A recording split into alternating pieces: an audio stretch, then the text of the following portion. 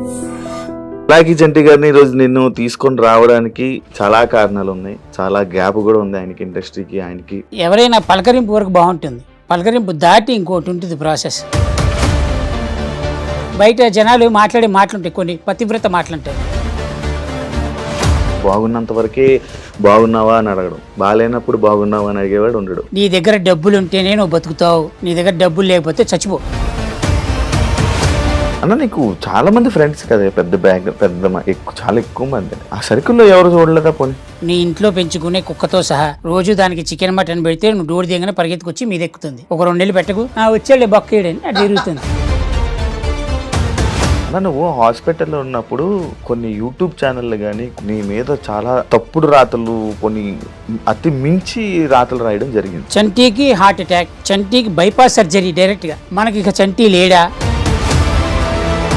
చలాకి చంటన్ life అయిపోయింది అని కొన్ని ప్రచారాలు చేశారు. నా ఒంటి మీద ఉండే వస్త్రం మీద ఒట్టేసి చెప్తున్నా, సర్వనాశనం అయిపోతారు అక్కడ. నేను బతికుండగానే అది చూసి తెచ్చిపోవాలి.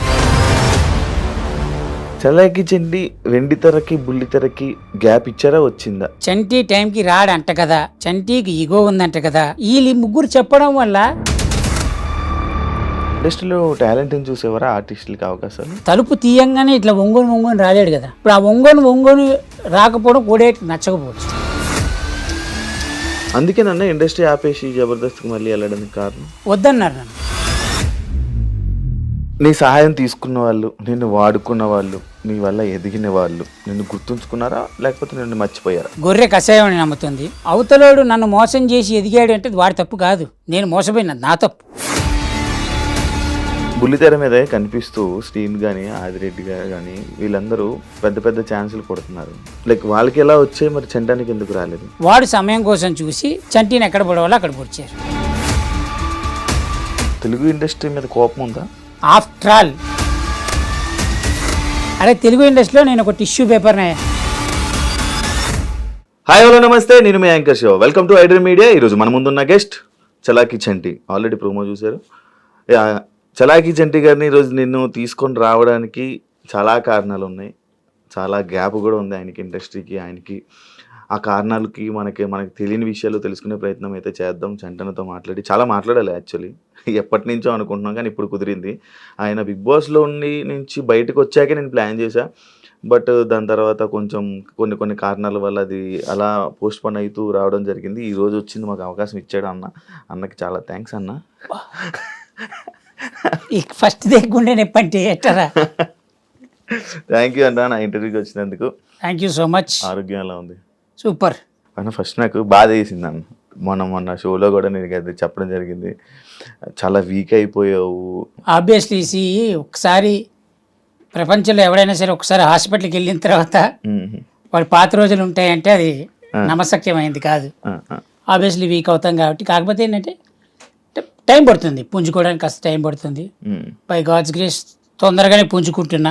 ఎలా బయటపడ్డారు అన్న హార్ట్ స్ట్రోక్ నుంచి? అది తట్టుకొని అప్పుడు మొత్తం అంత పెద్ద ఇదైపోయి ఇండస్ట్రీ వాళ్ళు ఏమైనా హెల్ప్ అలాంటివి ఏమైనా ఉన్నాయా? ఇండస్ట్రీ వాళ్ళ హెల్పా? ఎవరూ చేయలేదు బాయ్. ఎట్లుంటుందంటే ఎవరైనా పలకరింపు వరకు బాగుంటుంది, పలకరింపు దాటి ఇంకోటి ఉంటుంది ప్రాసెస్. అది కొంచెం చాలా దగ్గర మనుషులే చేస్తారు. ఆ పలకరింపు దాటి ఇంకో ప్రాసెస్ ఏంటంటే నేనున్నాను అనే ధైర్యం ఇవ్వడం అనేది అదొక కైండ్ ఆఫ్ ఇది. అది కాక ఇంకో పద్ధతి ఉంటుంది చూసావా, అక్కడికి ఎవరు రారు. సో నేనేమంటున్నానంటే ఎవరు రారు అన్నాకంటే ఎందుకు రావాలంటున్నా. ఎందుకు రావాలనే డౌట్ కూడా ఉంటుంది. ఇప్పుడు సడన్గా నేనే ఉన్నా, నా దగ్గర ఉండొచ్చు ఉండకపోవచ్చు, నేను చేయగలగచ్చు చేయలేకపోవచ్చు. చేయలేని పక్షంలో నేను చేయలేదు అంటే అవతల తప్పు పట్టుకుంటాడు, అలానే నేను తప్పు పట్టినట్టే. సో ఏంటంటే మనం అవతలని తప్పు పట్టే బదులు అట్లీస్ట్ పలకరింపులు అవన్నీ ఉన్నాయనుకో కొంచెం ఓకే, హ్యాపీ ఫీల్ అవుతాం. బేసిక్గా పెద్దగా ఎవరు పలకరించలేదు. కొంతమంది ప్రముఖులు మాత్రం ఫోన్ చేశారు, పెద్దవాళ్ళే ఫోన్ చేసి జాగ్రత్త, బాగానే ఉన్నావు కదా, ఏదైనా ఉంటే నాకు ఫోన్ చేయి అని వాళ్ళు చెప్పడం వాళ్ళ బాధ్యత. చెప్పారు. చెప్తామంతే. నిజంగా ఆన్ స్పాట్కి వచ్చేటప్పటికి ప్రపంచంలో ఎవడేం చేయడురా. ఆ, నీ దగ్గర డబ్బులు ఉంటేనే నువ్వు బతుకుతావు. ఇది కలియుగం పాలసీ. ఉమ్, నీ దగ్గర డబ్బులు లేకపోతే చచ్చిపో. ఉమ్. Straight policy. పెద్ద స్టేట్మెంటే. చాలా పెద్ద స్టేట్మెంట్ ఇస్తున్నా. ఉమ్, సంపాదించే ఓపికన్నంతసేపు సంపాదించుకో. నీకుగా నీకేదైనా హడులు వస్తుందేమో చెప్పలేనని దాచిపెట్టుకో. ఉమ్, అంతేగాని మన దగ్గర డబ్బులు లేనప్పుడు ఎవడో వచ్చి మనకు హెల్ప్ చేస్తాడనేది పచ్చి అబద్ధం. అందు బాగున్నంత వరకే బాగున్నావా అని అడగడం, బాగాలేనప్పుడు బాగున్నావా అని అడిగేవాడు ఉండడు. ఉండడు. ఇండస్ట్రీలో మన జనాలకి బయట నుంచి జనాలను చూస్తే వాళ్ళకి ఏమనిపిస్తుంది, ఈడిగేంట్రా ఇండస్ట్రీలో సినిమాల్లో పనిచేస్తున్నాడు బాగానే వస్తాయిలే అనుకుంటాడు. కానీ వాడికి తెలియదు మనకి ఎంత వస్తున్నాయి అనేది. ఆ, ఎంత చెట్టుకి అంత గాలి. ఉమ్, ఇప్పుడు మనం చెప్తామా ఏంటి, రోజుకి 5,000 తీసుకుంటున్నామని ఉమ్, చెప్పం. చెప్పం. 15,000 వచ్చినప్పుడు చెప్పామా, 30,000 వచ్చినప్పుడు చెప్పామా. ఉమ్, సో ఎవడు మనకి అవతల నుంచి చూసేవాడు ఏమనుకుంటాడంటే వీడికి ఎన్ని లక్షలు వస్తున్నాయి అనుకుంటాడు. కానీ ఆబ్వియస్లీ మనం ఆ మెయింటైన్ చేయకపోతే మనం రేపొద్దున ఇంకోటి పిలవడు.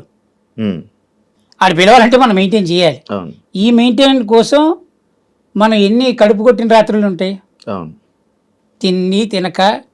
ఎందుకంటే ఇప్పుడు ఖర్చు అయిపోతే మళ్ళీ రేపొద్దునెట్ట. అవును. ఇప్పుడు ఏంటంటే జీన్స్ బాగాలేకపోతే చిరిగిపోయిన జీన్స్కి వెళ్తే టోన్ జీన్స్ అంటారు చూసావా, అది స్టైలిష్. ఆ, కానీ ఆ టోన్ జీన్స్కి ఆ. ఈ టోన్ జీన్స్ ఎందుకు వేసాడు అనేది తెలియదు. తెలీదు. ఆ, ఆ, స్టైలిష్ కోసం మనం చింపుకుంటున్నాం. ఆ, కానీ ఆ చింపుకునే దాని వెనక పెద్ద స్టోరీ ఉంటుంది. అది ప్రపంచంలో ఎవరు చెప్పడు. అలానే ప్రతి ఆర్టిస్ట్ లైఫ్ ఏంటంటే గాజు వెనక బొమ్మ. వాడు ఎంత అందంగా తయారైతే ఉమ్, కింద నుంచి వెళ్ళేవాడు చూసి భలే ఉన్నాడు అంటారు. కానీ ఆ గాజు ముందు ఆ జనాలు చూడడానికి ఈ బొమ్మ దగ్గరికి రావడానికి వెనక ఎన్ని బొమ్మలు వేసుకున్నాడు అనేది వీడికి మాత్రమే తెలుసు. అన్న నీకు చాలా మంది ఫ్రెండ్స్ కదా, పెద్ద బ్యాగ్ పెద్ద ఎక్కువ, చాలా ఎక్కువ మంది. నీకు ఎక్కువ సర్కిల్ ఎక్కువ. ఆ సర్కిల్లో ఎవరు చూడలేదా పోనీ? ఏమని లైక్ ఇలా అన్నకు మనం తోడుండాలి, అన్నకి ఏదో ఒకటి చెయ్యాలి అని. అదేంటున్నారు అసి. మనం ఎక్స్పెక్ట్ చేయకూడదు ఫస్ట్ థింగ్. ఉమ్, ఆ టైంకి వచ్చినోడు మనకి హెల్ప్ చేసినోడు చాలా గుడ్ పర్సన్. ఉమ్, మనతో పాటు ఉండేవాడు best friend. Um, best friend అయినా హెల్ప్ చేసేవాడైనా ఏదైనా um, financially um, no one will help. అవును. డబ్బుతోటి ఎవడు నీకు హెల్ప్ చెయ్యడు. ఉమ్, ఇది పక్కా రూల్ ఇది. ఓకే. ఎందుకంటే వాడి దగ్గర ఉండొచ్చు ఉండకపోవచ్చు, మనం కంప్లైంట్ చేయడానికి లేదు వాడిని. ఉమ్, ఉమ్, అవును. మన దగ్గర డబ్బులు ఉంటేనే. ఉమ్, నేనేమంటానంటే ఆ డబ్బు ఉంటే బతుకు, ఉమ్, ఉమ్, డబ్బు లేకపోతే చచ్చిపో. ఓకే. అంటే ఇవన్నీ బయట జనాలు మాట్లాడే మాటలుంటాయి, కొన్ని పతివ్రత మాటలంటారు. అవును. మనం ప్రేమిస్తే చాలు, ప్రేమ వెనక్కి వస్తుంది. వస్తుంది. రెస్పెక్ట్ ఇస్తే అవతలోడు మనకు రెస్పెక్ట్ ఇస్తాడు. ఇవన్నీ మన లాంగ్వేజ్లో అద్భుతమైన కబుర్లు అంటాను. వేలంగి మామయ్య అట్లా. అవన్నీ అయ్యే మాటలు. ప్రతి వాడు నీ చుట్టూ తిరిగే వాడు ఉమ్, ఎవడైనా సరే ఉమ్, నువ్వు బాగుంటేనే నీ చుట్టూ ఉంటారు, నువ్వు బాగాలేకపోతే ఎవరు ఉండరు. ఓకే. నీ ఇంట్లో పెంచుకునే కుక్కతో సహా రోజు దానికి చికెన్ మటన్ పెడితే నువ్వు డోర్ దిగగానే పరిగెత్తుకొచ్చి మీద ఎక్కుతుంది. ఉమ్, ఒక 2 నెలలు పెట్టకు, ఉమ్, మన కలుగుతుంది. డోర్ తీస్తే ఆ మూల కూర్చొని ఉంటుంది రా అది. అంతేనా? వచ్చాడు బొక్కేయడని తిరుగుతుంది. అయిపోయింది, సింపుల్. ఓకే. అరే నీ కళ్ళ ముందు పెరిగింది అది కుక్క, ఉమ్, నువ్వే పెంచావు దాన్ని, ఉమ్, అదే పట్టించుకోదు. ఇక మిగతా వాళ్ళు మనం ఎక్స్పెక్ట్ చేయడం తప్పు. మనదే తప్పు అంట. మనది తప్పు. మనదే తప్పు. Yeah. మనిషిని ఎక్కువగా ప్రేమించడం మనదే తప్పు. ఉమ్, అతిగా వాడి మీద ఆశ పెంచుకోవడం అదే తప్పు. అది ఎవరైనా సరే, ఉమ్, ఎవరైనా సరే ప్రపంచంలో ఈ బెస్ట్ ఫ్రెండు ఉమ్, వీళ్ళు లేకపోతే నా జీవితంలో ఇవన్నీ కష్టం రా, అంతే. జరగవు అవి. ఆ, కలికాలంలో అసలు జరగవు. ఇంతకు ముందున్న 3 కాలాలు బ్రహ్మాండంగా జరిగాయేమో. ఆ, 4 పాదాల మీద న్యాయం నడిచింది, 2 పాదాలకు వచ్చింది, 3 పాదాల మీద గుర్రం పరిగెత్తింది. ఉమ్, అన్నీ బాగుంటాయి. ఈ కలియుగంలో అది జరగదు. కలియుగం is only depends upon money. Okay. If you have money you live, um, if you don't have money please go head. Go to hell. అది హెల్లా బెల్లా వెళ్ళా అనేది. అన్న నువ్వు హాస్పిటల్లో ఉన్నప్పుడు కొన్ని యూట్యూబ్ ఛానళ్ళు కానీ కొన్ని ఛానల్స్ కానీ నీ మీద చాలా చెత్తగా, చాలా తప్పుడు రాతలు, కొన్ని అతి మించి రాతలు రాయడం జరిగింది. బయటకు వచ్చాక మీరు చూసి దాని మీద ఎప్పుడైనా రియాక్ట్ అవ్వాలి కానీ దాని గురించి మాట్లాడాలి కానీ నీకు ఏమైనా అనిపించిందా? అనిపించలేదా? ఎందుకన్నా? థ్యాంక్స్ చెప్పాలనిపించింది నాకు ఒక్కటి, కానీ చెప్పలేకపోయాను ఎవరికి. అందరు యూట్యూబ్ ఛానల్కి థ్యాంక్స్. ఎందుకన్నా థ్యాంక్స్? కనీసం రాశారు కదా. ఓకే. నేను కొన్ని ఛానల్స్ నేను బయటకు వచ్చిందో చూసా. చంటీకి హార్ట్ అటాక్, చంటీకి బైపాస్ సర్జరీ డైరెక్ట్గా వాడే వచ్చి చేసాడు, ఇట్లా తీసి వైర్లు వేసి వాడే చేసాడు.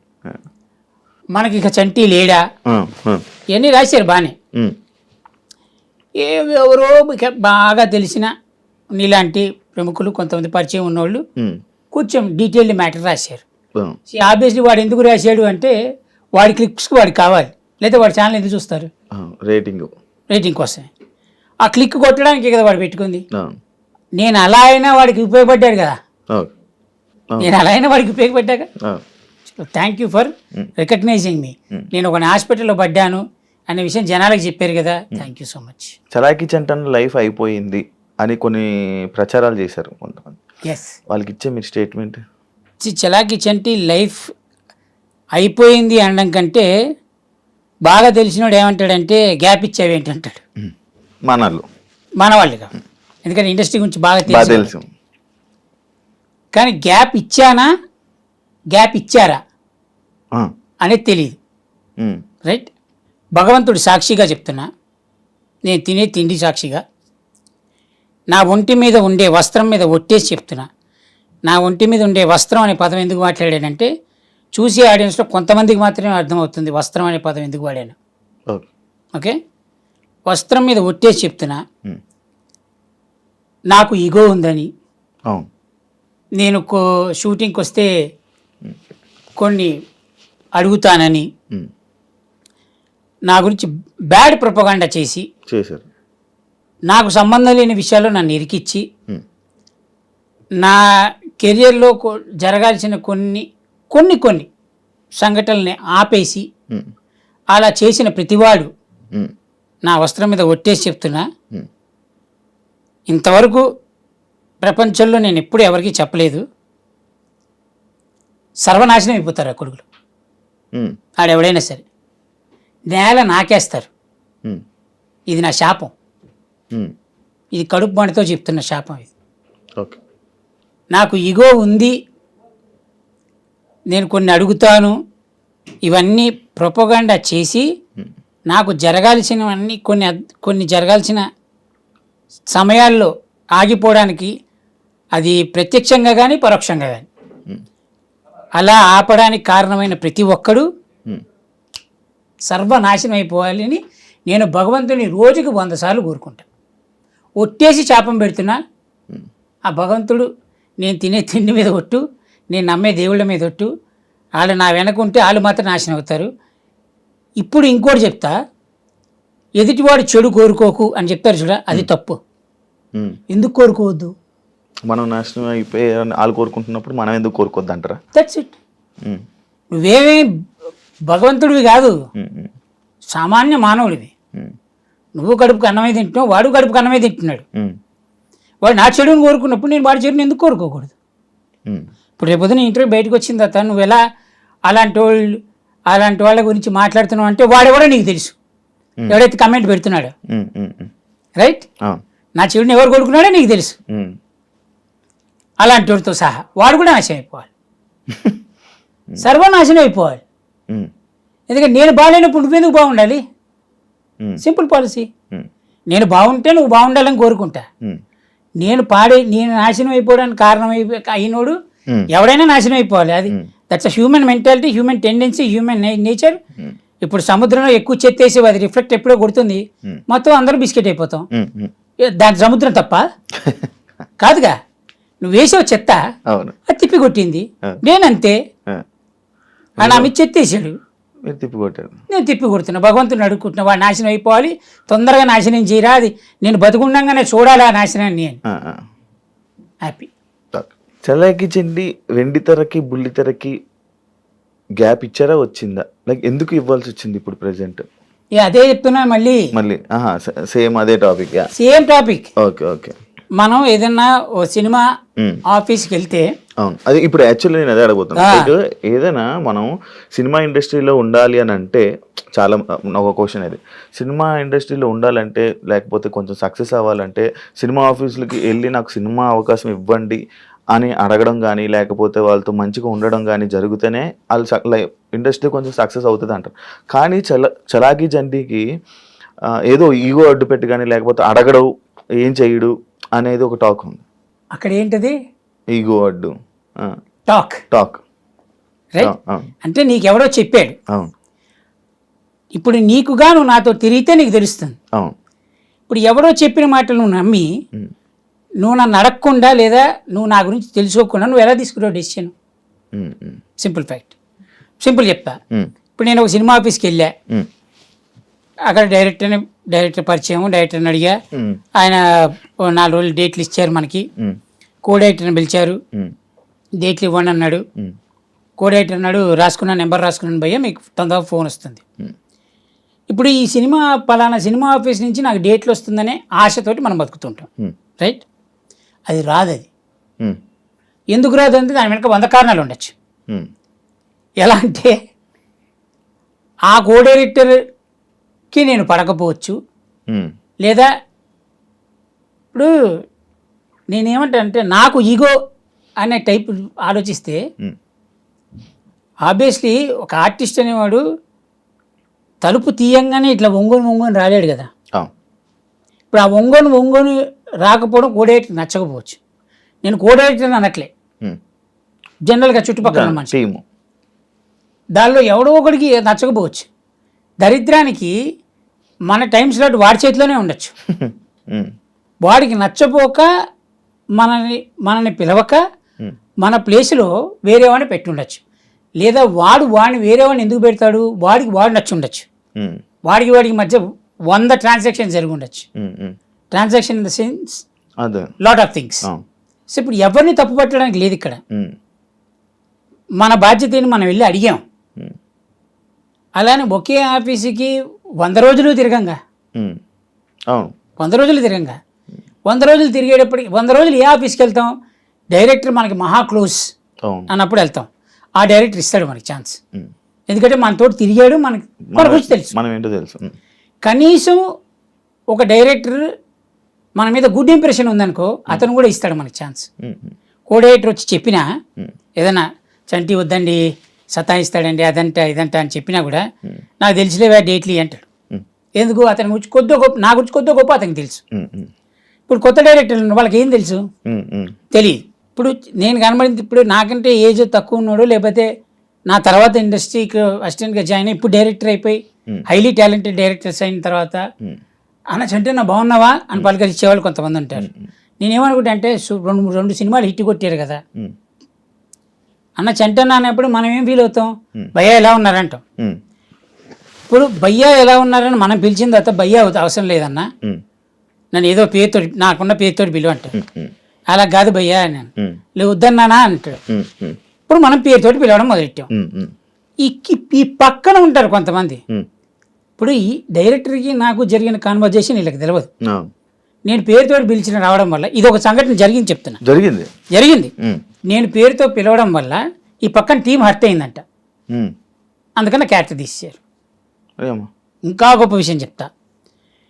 ఒక డైరెక్టర్ ఒక సినిమాలో కమిట్ అయిన తర్వాత ఒక డైరెక్టర్ ఫాదర్ అక్కడ కూర్చొని ఉన్నారు. ఇప్పుడు అతను బోర్డు వేసుకోలేదుగా నేను డైరెక్టర్ ఫాదర్ని అని. మనం వెళ్ళాము, నార్మల్గానే ఉన్నాం, ఆ పక్కన నుంచే ఉన్నాం. ఆయన సిగరెట్ తాగుతున్నాడు, నేను సిగరెట్ తాగుతున్నాను. ఇప్పుడు ఆయన డైరెక్టర్ ఫాదర్ అని మనం తెలిస్తే మనం రెస్పెక్ట్ ఇచ్చి అయ్యో సారీ అంకుల్ అని మనం అటు వెళ్ళిపోతాం, లేదా అసలు అటు సైడే వెళ్ళాం. నా పక్కన నుంచి సిగరెట్ తాగాడు ఈడేం ఆర్టిస్ట్ అని క్యారెక్టర్ని తీసేస్తాడు ఎవడైనా? జరిగింది.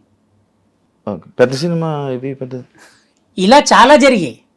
నా ఒక్కడికి కాదు, ప్రతి ఆర్టిస్ట్కి జరుగుతాయి. ఇంకా ఏంటంటే భజన కొట్టినంతసేపు నువ్వు ఎన్ని లంగా లఫూట్ పనులు చేసినా యు ఆర్ గ్రేట్. భజన కొట్టకపోయి నువ్వు ఒక్క మంచి పని చేసినా అది వాడికి నచ్చలేదు అనుకోరా, నీ అంత గలీజ్గా ఇంకోలేడు. ఇది ఆర్టిస్ట్ లైఫ్. ఓకే, మూడోది ఏంటంటే అసలు నువ్వు ఎలా ఉండాలంటే ఇక మీరే దిక్కబ్బా, ఇక మీ వల్లే పుట్టుక నాది, నా జీవితం మీ వల్ల నడుస్తుంది. నడుస్తోంది అంతే. ఇక అసలు నేను నేల వేస్ట్ నీ నేల.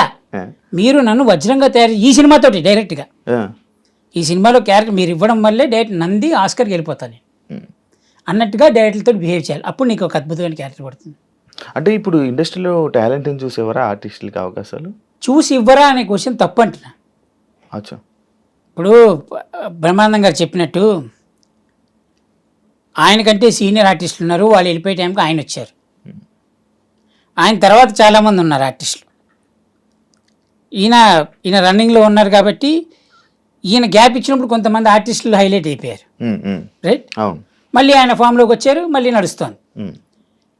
అట్లంటే పాత నీరు పోయి కొత్త నీరు వస్తూ ఉంటుంది. ఇప్పుడు నేను పాత వాళ్ళు అనట్లే, నేను ఇండస్ట్రీకి వచ్చి 15 ఏళ్ళు అయింది, దాంట్లో తిప్పి కొడితే 6 ఏళ్ళు పనిచేసి ఉంటాయి ఇండస్ట్రీలో ఆర్టిస్ట్గా, అంతే. మిగతా అంతా జబర్దస్తే. సో ఇప్పుడు ఏమైందంటే మనం మనని చూసే, ఇప్పుడు అందరూ నన్ను చంటన్నా అని పిలిస్తే అది ప్రేమ, వాడికి నా మీద ఉన్న ప్రేమ. చంటన్నా అని పిలవడం వాడి బాధ్యత. వాడు ఏం ఫీల్ అవుతున్నాడు, వాడికంటే నేను పెద్దోడిని, నేను ఎరా అబ్బాయి ఎలా ఉన్నావు అని పిలుస్తా, నాకంటే చిన్నోడైతే. నాకంటే పెద్దోడు నేను ఎరా అని ఎలా పిలుస్తా కదా. ఆ ప్రేమ అభిమానాన్ని వాళ్ళు నన్ను చంటన్నా అని పిలుస్తుంటే పక్కోడికి ఏమనిపిస్తుందంటే వీడు చంటి కొంచెం పెద్దోడే అన్న రెస్పెక్ట్ ఇచ్చి వీడు చంటన్నానే పిలవడం మొదలెడతాడు. అలా ఇప్పుడు అతను చంటన్నా అని పిలిచి ఇతను చంటన్నా అని పిలిచి ఇతను చంటన్నా అని పిలిస్తే అందరూ నన్ను చంటన్నా అని ఎలా పిలుస్తున్నారో అలానే ఒకడు వెళ్ళి ఒక ఆఫీస్లో చంటి టైంకి రాడంట కదా, చంటికి ఈగో ఉందంట కదా అనేది ఒకటి ప్రాసెస్ పెడితే వాడి కిందోడు వీడిని సపోర్ట్ చేయాలి, ఎందుకంటే తప్పదు. వీడు చెప్పిన మాట సై అనాలి. ఈ సై అనే మాటకి అంట కదా అన్న వ్యక్తి నాతోటి పనిచేయలే, ఈ పక్కన సై అంటున్న మాటోడు నాతోటి పనిచేయలే. పోనీ నాకు క్యారెక్టర్ ఇద్దామనుకున్న డైరెక్టర్ ఉన్నాడు చూసావా, అతనికి నా గురించి తెలియదు. వీళ్ళు ముగ్గురు చెప్పడం వల్ల ఆ డైరెక్టర్ ఇవ్వాలనే ఇది కూడా పోయిందిగా. అలా ఎన్ని సినిమాలు పోయి ఉంటాయి నాకు. అందుకే నన్ను ఇండస్ట్రీ ఆపేసి జబర్దస్త్కి మళ్ళీ వెళ్ళడానికి కారణం, అంటే ఒకనొక టైంలో ఇలా నడుస్తుంది, సినిమాల్లోకి వెళ్ళావు, మంచి నడుస్తుంది, సడన్గా సినిమాలు ఆపేసి మళ్ళీ జబర్దస్త్ వైపు తిరిగావు. అదే చెప్తున్నా. ఇప్పుడు ఆఫీస్కి వెళ్తాం అబ్బాయి, అడగడం మన బాధ్యత, లిటరల్గా అడుక్కోవడం మన బాధ్యత. అడిగాము, ఇస్తాను అని వాళ్ళు చెప్పంగానే మనం జబర్దస్త్ మానేసి లేదంటే డైలీ నడిచే రొటీన్ వచ్చే ఖర్చులు మానేసుకొని ఇంట్లో కూర్చోలేంగా. అవును. ఇప్పుడు అది నడుస్తోంది కాబట్టి కొంచెం జనాల్లో కనబడుతున్నాం కాబట్టి మనం ఇంకా గుర్తుపెట్టుకుంటారు. ఆ చనువుతోటి మనం ఆఫీస్కి వెళ్ళగలుగుతున్నాం.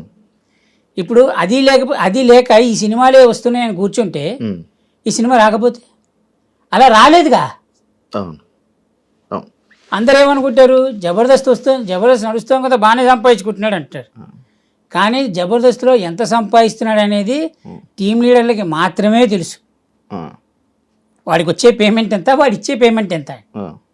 చూసేవాడు ఏమనుకుంటాడు, ఏంటి కారులో తిరుగుతున్నారు అనుకుంటారు. కానీ కారు కొనడం చాలా ఈజీ, ఈఎంఐలు కట్టద్దు. ఇల్లు కొనడం చాలా ఈజీ. అంతేగాని ఇప్పుడు ఆ జబర్దస్త్ వస్తుంది కదా అని చెప్పి లైఫ్ని రోడ్డు అలానే బండి మీద వెళ్తూ బతకలేంగా. కొంచెం ఏజ్ పెరిగి మన ఇమేజ్ కూడా పెరుగుతూ ఉంటుంది.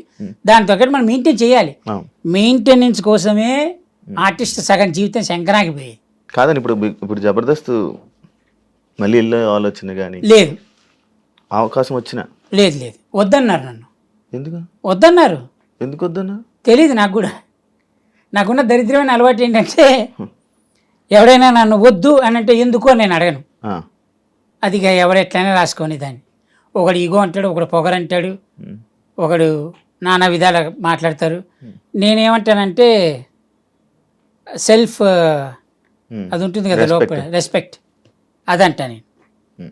ప్రపంచంలో ఎవరికి లేదు ఈగో. అసలు ఈగో లేని జీవరాశి ఈ భూమి మీద ఎవడూ పుట్టలేదు ఇంతవరకు.